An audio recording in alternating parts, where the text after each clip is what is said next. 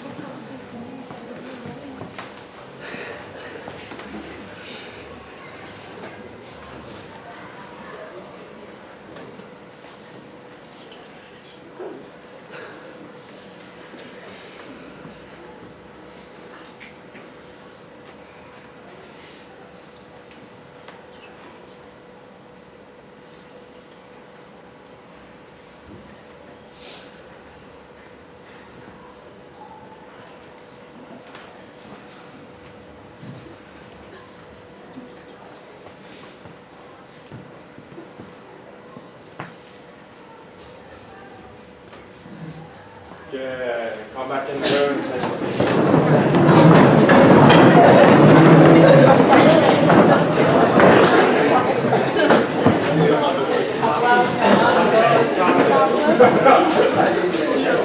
Okay, so it's just interesting to start looking at that. So are we using the full capacity of our lungs? Are we able to focus on what we're trying to do in the present moment? Or there's kids noise over there, we're with a few people that we like to have fun with, you know, all kind of components that we can consider when we're coming into this. So this unit is called Introduction to Sports Psychology, okay, and it's dotted around different areas of your workbook, so you're going to have to keep on top of it a little bit as we go through, okay. There's some things you can get from this presentation, and then also a unit later which is a psychological development plan. There's a lot of crossover between the two, so you can add and do stuff as we're going through. We'll try to tell you when to fill as much as possible. We'll try to. It's always good if you can get a head start on it by yourself. So what is sports psychology? Okay. Sports psychology, this is a definition from a scientific journal, facilitates the optimal involvement, enjoyment and performance in sport and exercise. At a very basic level, really simplified version, is getting your mind to work for you, not against you. A lot of times when I start working with people, they say, I want to stop my thoughts. I want to stop the negative thoughts. Okay, so if we stop the negative thoughts, is our performance going to improve? Yeah, potentially. If we can, is it possible to stop thoughts? Mine's running all the time, right? So yeah, if we can reduce the amount of negative thoughts, it's going to be beneficial. If we can build the amount of positive thoughts or the effective thoughts that we need, then how much further can our performances go from that? Okay?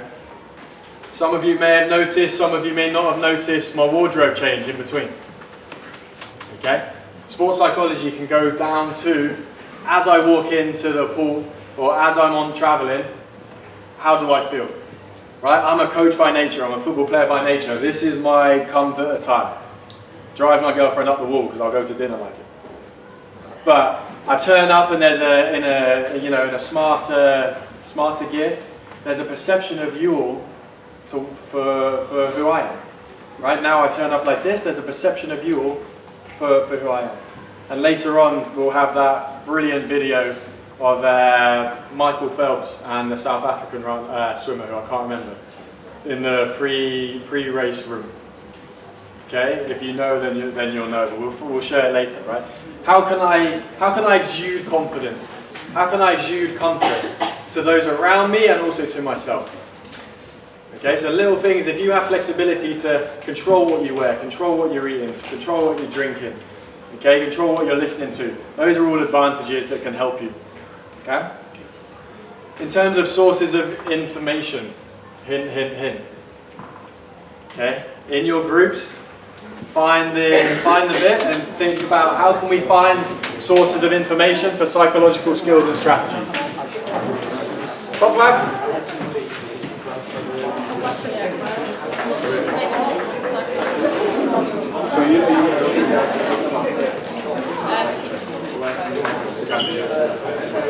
Right, first page, top left.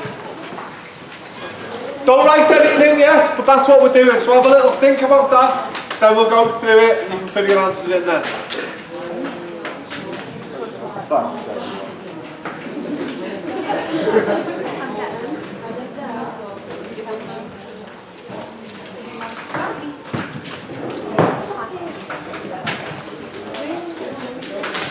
Come on, let's not talk about piercings, let's talk about sources of information on psychological demands.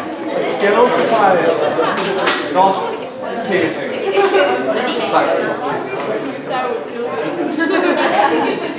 Oh my god, you to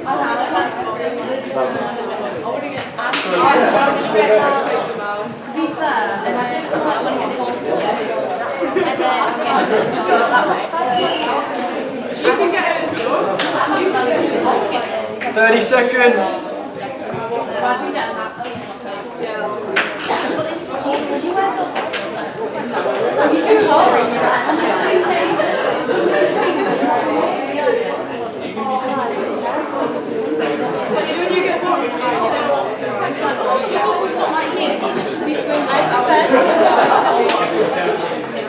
Alright, so coming back in then. So different sources of information where we can find psychological skills and strategies. Okay, so the booklet asks for 4. We're going to go for 1 from each table, and then I'll give you some that we've come up with as well. Okay, so let's start on the other side this time. This table, different speaker, please. Choose who's talking and know what you're going to say. Don't all hide, someone shout out please. You've all had a couple of minutes to discuss it. When we give you time to discuss stuff, there's not for you to just put your heads down or chat, it's to actually discuss stuff, because you're going to be coming to your tables, okay? So make sure you use that time wisely and don't all just put your heads down. So this table please. Coach, absolutely. Right, coaches are, there is some psychological units when coaches go through qualifications and go through various experience. Okay, so absolutely, you can speak to them about things and they can help you, absolutely. Next table. Family. Family, yeah? How so? Well, like if you've got a problem, then they're always going to be there for you and they will listen to you. Yeah? Yeah, so family is always able to give you advice, yeah? At the back. Say again? Yeah, absolutely, so role models, right? We've seen a lot of people in videos so far today that have been through challenges and come out the other side. And so most of them have books out about what that journey looked like, okay? And even more so than just on the mental health side of things in terms of performance. There's loads of autobiographies that you can read that people give these, and just general interviews. Middle table there.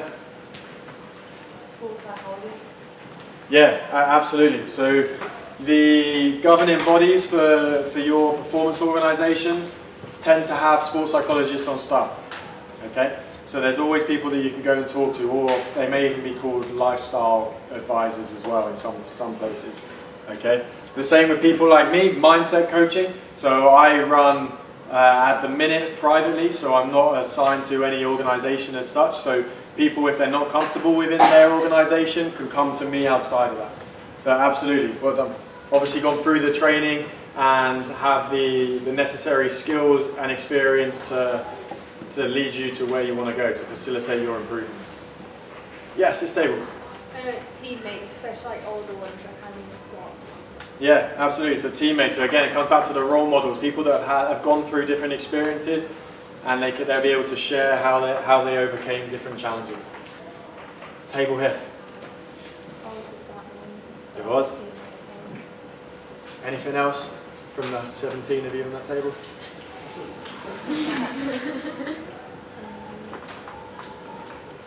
Friends, like outside. Yeah. Listen, chatting about these things with people outside of it, anyone that you're connected with, they may be able to help you. Obviously, people with formal training and formal experience can guide you in different ways. Okay. Other things that I've got, so we mentioned autobiographies, but there's a number of brilliant books, like non-fiction books about it as well. Some that are very easy to read if we're not really into reading. If you really want to go into it a bit deeper, there's some fantastic textbooks as well. Even when I had to for my masters, I wasn't too big on going through textbooks all the time, so I understand that. Different articles online, so you've got different interviews with people, role models, professionals that are going through sport or have been through sport. There's also scientific journals if you want to get really into it. And the same kind of thing with YouTube videos as well. When we think about the life of an athlete, right, we've already talked about the different pressures we have, but there's a lot of things about your lifestyle which is different to people your age. Again, it's the same thing for elite. There's like people that are involved in music, that play instruments. Okay, people that are involved in theatre, all these different performance places. There's different things that we have to be able to sacrifice in order to get where we want to go. There's different risks that we go through, but there's also those rewards that are different as well. And these are all things that sports psychology can help you. So we're going to go through some different skills and topics that are involved with sports psychology. I have a list here, but it's definitely not exhaustive. So in your groups, what things can you think about the sports psychology skills that you may be able to be able to improve on with conscious effort and conscious training? Okay, the first one we've already kind of spoken about today is that acute performance anxiety. Right, so when you go into a competition, no matter what the level, whether it's the Olympics or whether it's a national final or a local final, there could be performance anxiety. Okay, so that would be one thing, anxiety, and there's different ways we can manage that. So we're just talking about the skill, not in terms of how we may be able to overcome these things. Okay, in your groups.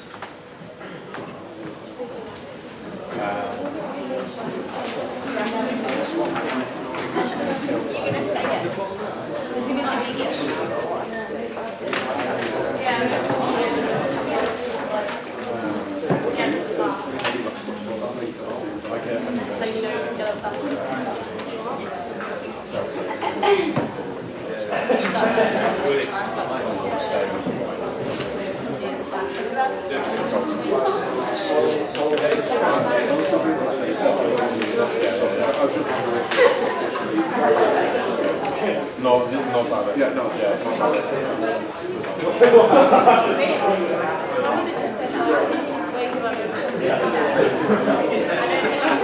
There will be in a minute.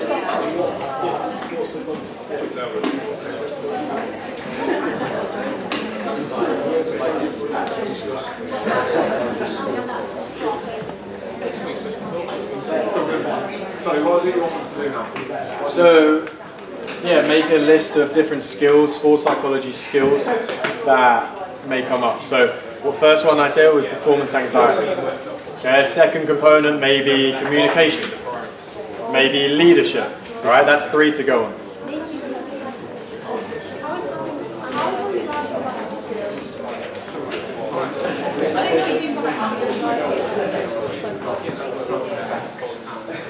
So anxiety is like the topic of sports psychology, and we can build in different skills. The least confident way of So therefore, it reduces the anxiety. more of a topic, I guess, rather than a skill. Different components of psychology. Yeah. I guess so, yeah. So like communication is one of the topics that we can bring in different communication styles and different skills with communication to be able to have with leadership at the same time.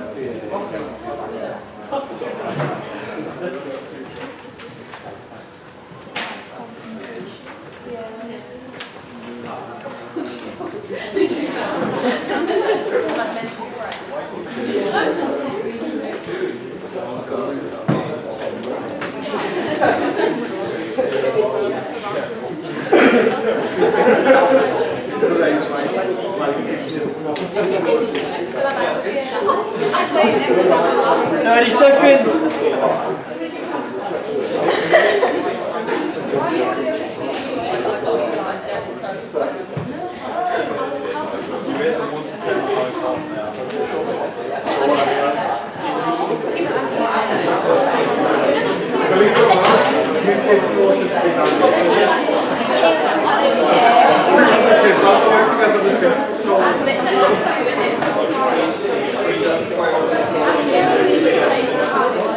Alright, coming back in.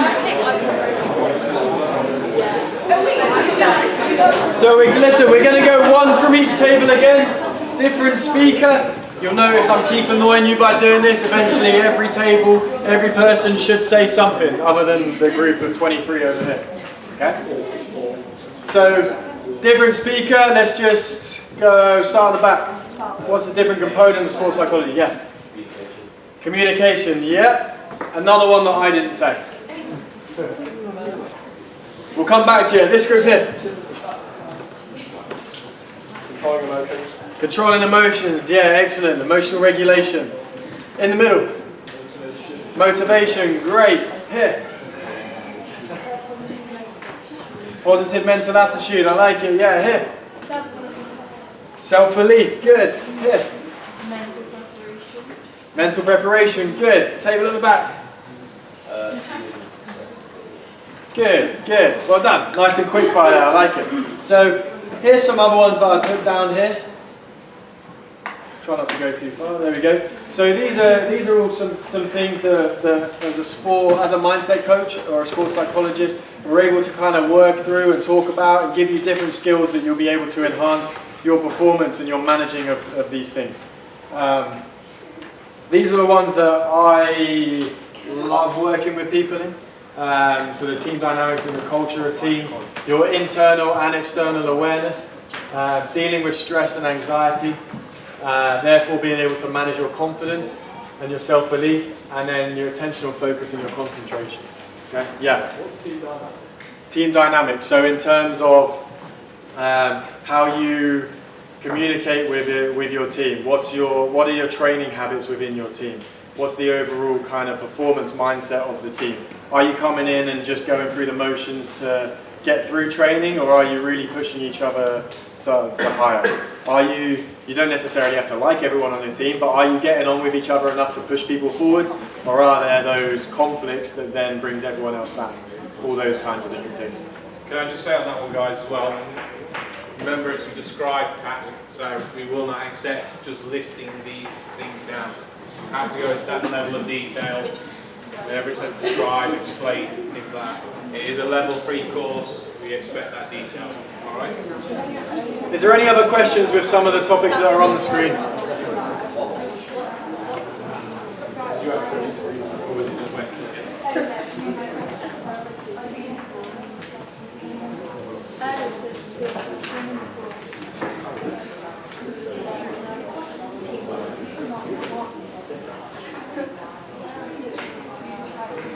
Yes. Everyone is doing it. Top right, first page.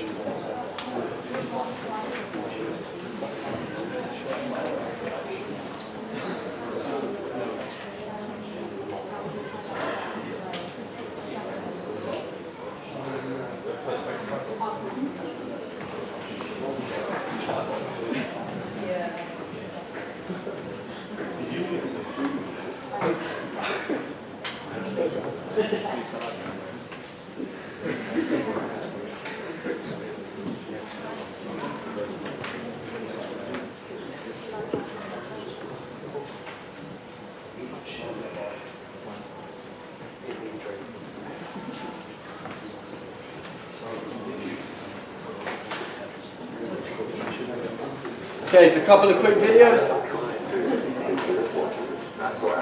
One time we on this round, and I talked to Cole and I said I can't visualise the shot when I'm just so wide and see it, so he said close your eyes and see how it goes. Jason Day's unique pre-shot routine of visualizing the entire shot from start to finish is just one factor that has led to a historic run in 2015 and 2016, achieving #1 in the world.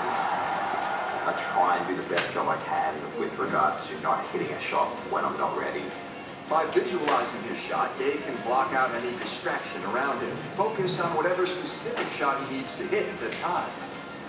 Last thing in my head when I hit a shot, it can be either a swing thought, like making sure I finish my swing, or a slower back swing. That's when I'm focused the most, and that's when I feel like I'm in the zone. So this is a really cool introduction to visualization and imagery, especially in the sports that are closed skills. So the swimming, diving, and synchronized swimming. You know, the water polo, you have to react to different people, and there's an external stimulus. The closed skills are the ones where you're in control of what you're doing. Visualization can be huge. I've already spoken to somebody who goes through some of those imagery routines today.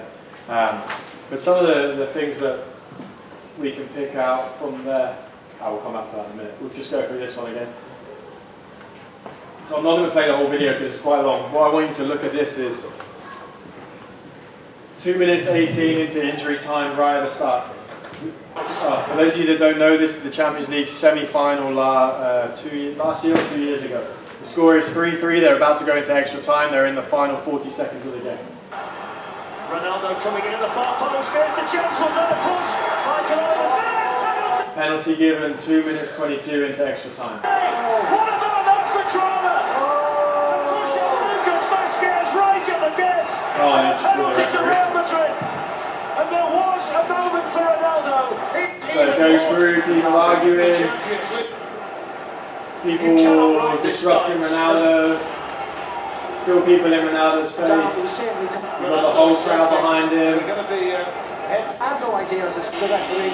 He's put the ball down and someone's kicked it. Decisive one, long and illustrious career, idle matches. They've got a substitution coming on.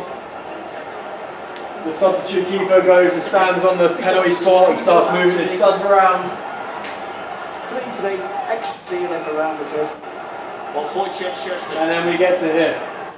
4.5 minutes later, the final's riding on this, and this is where Cristiano Ronaldo was one of the best people in the world of dealing with emotions. So we spoke about that, having confidence in what he's about to do. Takes a breath, resets, and you're not saving this, mate.